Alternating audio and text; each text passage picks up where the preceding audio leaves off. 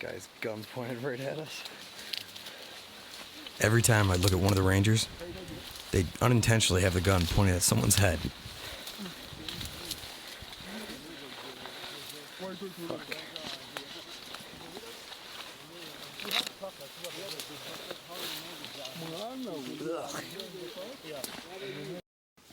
They say gorillas are here and get ready for the gorillas. And Silver is a 15-year-old gorilla? Silverback? Yeah. The silverback is 24 years old. Okay, and Silver and he is... becomes the silverback at the age of 15. Okay. Yeah. A male gorilla becomes a silverback at the age of 15. Just in case anyone else was wondering. Camera flash off.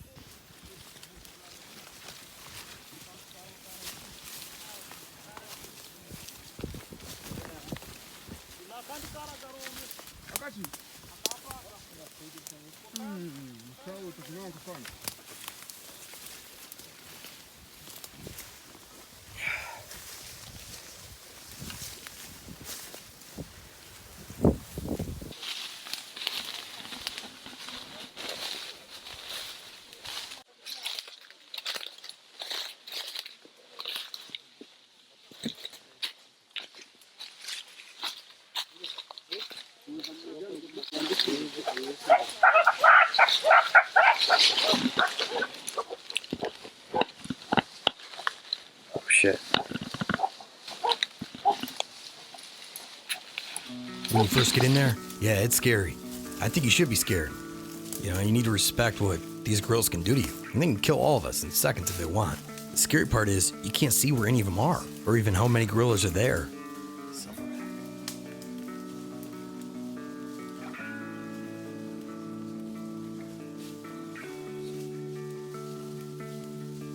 They can see you, but you can't see them. Once they get comfortable, you realize they've kind of let you in their circle, and they're literally like a circle around you. We're surrounded by them. This one's for the gram. In the beginning, it's scary, but you quickly realize that they're a peaceful, loving animal. It's impressive when you see an animal that's clever and can figure things out. There's a lot more than cleverness to these guys. Let me tell you about my best friends. They have a sense of family and community. They have a desire to interact with each other. They can show high levels of sympathy, affection, and gentleness. They're emotionally intelligent and have empathy. They've been able to learn simple human sign language. You don't call them fat, they're actually just digesting. Baby gorilla right down there. Older gorilla right there. And a silverback behind me over there. But look how beautiful the rest of the forest is.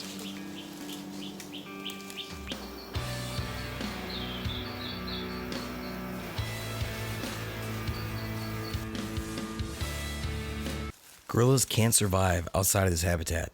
I mean, they've tried many times, and they just die. If they were able to leave, people would be able to guarantee they survived. There are so many risks and threats to the gorillas here. There's no way people can guarantee they survive. Some of the threats are losing the habitat. This land has so many valuable natural resources that people want. There's so many diseases that could wipe them out entirely. I mean, they could even get Ebola. There's been constant civil unrest and war.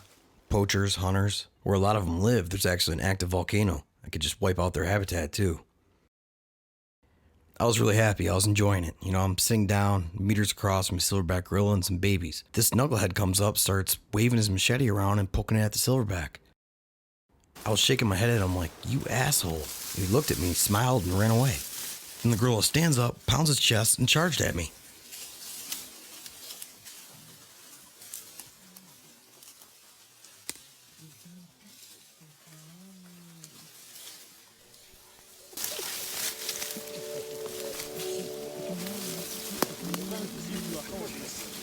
I shit myself. It scared the hell out of me. I mean, it's a 450-pound gorilla. When the gorilla started charging at me, I remember thinking, all right, you're supposed to stand still. And then I thought, I got a better idea. I'm just gonna get the hell out of its way. I was recording it with one camera, and at the last second I took out my phone to get some extra footage. That's what you saw right there. Lucky. My other camera didn't record it.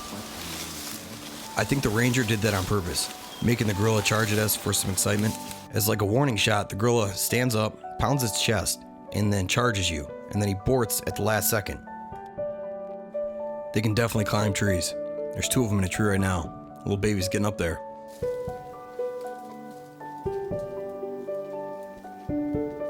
That's the bigger gorilla. It's hard to see, but the baby's up there.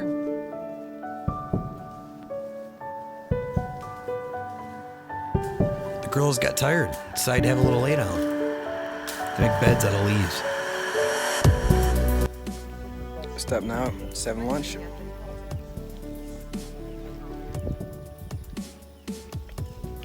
Now we gotta hike all the way up. You're catching the breeze here, the shade. It's not easy. Hiking back up the mountain, it's tough. I thought Rams was gonna have to push my fat ass back up.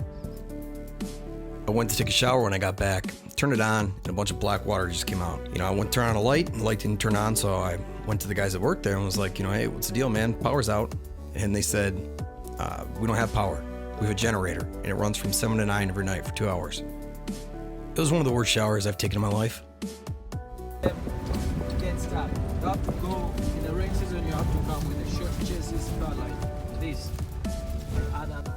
I asked our driver if people often get their cars stuck on the mountain. He said, yeah, they prefer to drive Toyota, and then they prefer AK-47s. It's their most reliable. I was the only one staying at the Gorilla Lodge that night. Yeah, it was scary, and I was getting cabin fever. I wanted to find a pack of smokes to buy, meet some people, and the guy that owned the lodge said, this guy will go for me. I can't go. I was like, why? He wouldn't give me a reason. Finally, I asked if it was a safety concern, and he said yes. He said, normally it's very safe. It's just not a good time right now. Fair enough. I give the kid some money, tell him to keep the change. About 30 minutes later, the kid comes back, shows me how much change I have left. I tell him to keep it. We're talking. I thought he was probably related to the guy that owns the lodge, or maybe like the neighborhood kid that lives down the road, but he's not. He moved here for the job. I told him how I moved away for work too. I asked him about his family. He has one other sibling and a mother, and tries to go back to see him once or twice a year. Uganda's a very poor country. It can be tough. A lot of people work all day for the equivalent of almost like $1.25, and sometimes that's not even enough to feed them for the day. I had close to the equivalent of $20 US in my pocket in Uganda currency. So I gave it to him. I was like, next time you go back home, it's a few more bucks you can drop off to your family. I asked him where he's from. He said northern Uganda. I'm sure some of you can still remember the video that went viral called Kony 2012. It was about Joseph Kony. He's the leader of the LRA, Lord's Resistance Army. They're a rebel group from northern Uganda. Their purpose was to overthrow the government. They terrorized Uganda. They'd come into villages, slaughter everyone, abduct the children, and train them to be soldiers. A tactic the LRA would use is to make the children kill their close family members, relatives, friends, neighbors, just so they have nothing to come back to. I read an article that said 30% of the LRA was actually second generation. So they didn't just take boys from villages, and it wasn't just made up of them. I think it said 30% was also women. So young children, young girls. They'd cook, be sex slaves, and they'd have babies, and children grow up being born in the LRA. Thousands of children used to flee their homes at night, trying to avoid attacks and lower the risk of being abducted by the LRA. They'd call them night commuters. This is a picture of them. Today, the LRA isn't much of a risk to Uganda. Even back when that video went viral, the LRA was already up in South Sudan. The damage is already done. It's estimated that over 30,000 children were abducted by the LRA, some as young as 4 years old. I read about 2 brothers that were 8 and 10 years old when they were abducted by the LRA. They were forced to watch their community and family burn alive before they left. 10 years later, that 8-year-old child was able to escape the LRA. His brother managed to escape about a year before him, and he went back home to be reunited with him. When he arrived back at the village, he learned the rest of his family were all burned alive that day he was abducted. He was told that his brother made it back last year, and that he had killed himself. He couldn't live with himself after everything they made him do. After surviving and living in 10 years of hell, that's what he returned to, and he didn't know what to do. He had nowhere to go, and there was no one left. There's over 30,000 stories like this. A lot of the children soldiers have ended up joining the Ugandan army and fighting against the rebels. Some of them become park rangers and guerrilla trackers that we met today. A lot of the children have eventually escaped the LRA. Now they're adults, and they come back walking in from the bush, try to rejoin society. Some of them are welcome back, and some of them aren't. It's hard to blame a 10-year-old child that did something out of fear, but forgiving is always easier said than done. It's a very big challenge Uganda faces right now, And I wish them Godspeed, getting these people integrated back in society, doing that however they feel fit. That entire day and night, I had a huge adrenaline rush from being with the gorillas. All I wanted to do was just talk about it. There was no one to talk about it with. I have entomophobia. I'm freaked out by insects, especially spiders. So while I was sitting at the lodge, I'm bored out of my mind. I actually Googled what kind of spiders they have. Everything I read was scary. It was like jumping spider. That doesn't sound good. Next one on the list was called king baboon spider. What the fuck is that? What does that thing do? Like, why would you name it that? Honestly. First thing that came up was an article saying how they just discovered a new blue tarantula. It's like, oh my God, you guys don't even know how many spiders you have here. You're still finding them. How are you just now discovering a tarantula? Those things are huge. I didn't sleep at all. Me and the spiders stayed up all night staring at each other. I'm hearing weird noises from the forest. Next day, the lodge wanted me to stay another night, saying they didn't have anyone to drive me back to Rwanda. They just want to make like an extra $20 off me. I was like, look guys, you don't understand. I can't do this. It's supposed to cost $50 to give me a ride back. I was like, look here, charge me an extra $100. Get someone here this morning. Within 5 minutes, they had someone there and I was in their car leaving. You don't see many people driving out here in Uganda. The primary source of a vehicle, it's called boda boda. It's like what all the taxis are. It's basically like a bicycle or a motorcycle. You see the guy on the right? That's what everyone was using to mine. I saw a ton of people mining on my way back. It was making me think too. That's not what Uganda is known for. That's Congo. And it's the rebels that are in charge of that. See how slow we're going? Well, 3 guys right up here started to approach a car. 2 of the guys had mining picks. My driver cracked his window and started talking to him. All 3 of the guys are about arm's length away from the car. They're all staring at me. Voices are getting louder. They're arguing about something. Then one of the guys tries to open up the back door. Thank God the doors were locked. I yelled at the guy to drive and we took off. I was so pissed at the guy for stopping. He promises me he won't do it again. So, a few miles down the road, I'm like, all right, well, what did they say? It was obviously about me. They're all staring at me. My driver hesitated to answer. And I was like, oh man, you can't even think of a less scary way to put it, huh? He just looked at me and said, it wasn't good. It happened really quick. My driver has an AK-47. It wasn't really scary, but thank God those doors were locked. It took us 5.5 hours to drive back to Kigali, Rwanda. It's supposed to only take 3.5. Once we crossed over into Rwanda, the driver was afraid of speed. He went 10 miles under the speed limit the entire way. A few months after this, they temporarily closed this border. Rwanda has been accusing Uganda of supporting the rebels. When I saw that, it made me think back to all the people I saw mining on the side of the road while we were driving back. I'm wondering if the rebels had anything to do with that. Back in Rwanda, I splurged. I ended up staying at the hotel that was Hotel Rwanda from the movie.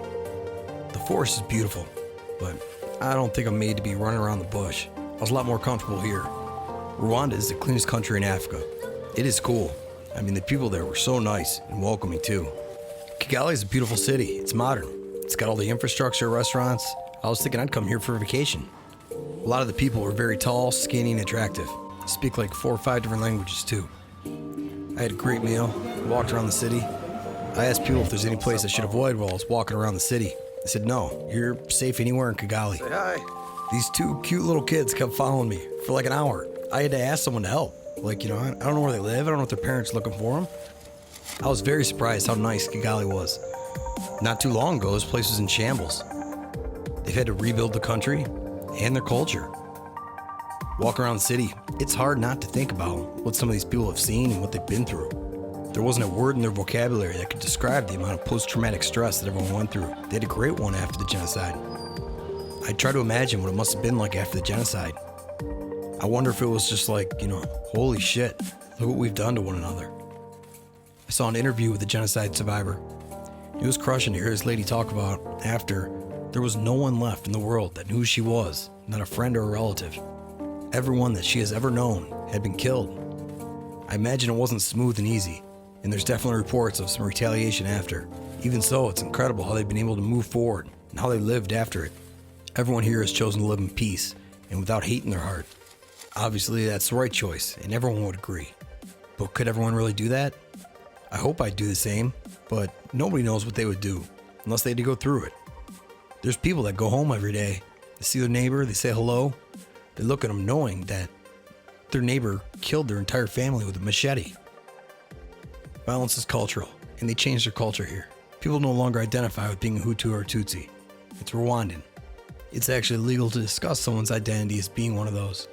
a new culture, and new traditions. Every Rwandan citizen between the ages of 18 and 65 must partake in a community service for 3 hours once a month. It's something simple like digging a ditch behind a row of houses that continually gets flooded. Point is, everyone helps out those who need it. They care for one another, and that's a beautiful thing. A few months ago, they found a mass grave not too far from where I am. It had the remains of 85,000 victims from the genocide. Right now, I'm headed to the Genocide Memorial. It has a lot of great information on what happened.